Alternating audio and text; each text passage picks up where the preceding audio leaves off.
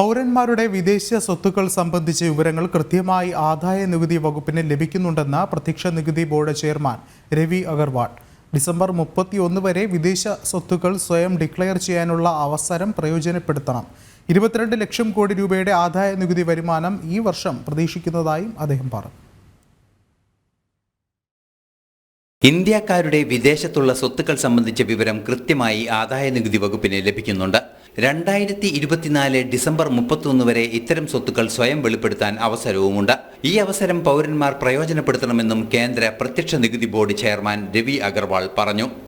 We are actually receiving information as regards foreign assets and income on a regular basis through automatic exchange of information.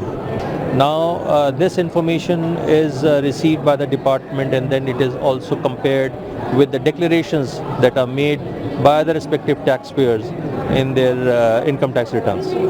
So this exercise is essentially to sensitize and inform the taxpayers wherever there are gaps, and I would urge the taxpayers that in case they have some assets or income which has remained to be disclosed in the income tax returns, then they may come forward, and till 31st of December they can actually file their revised returns.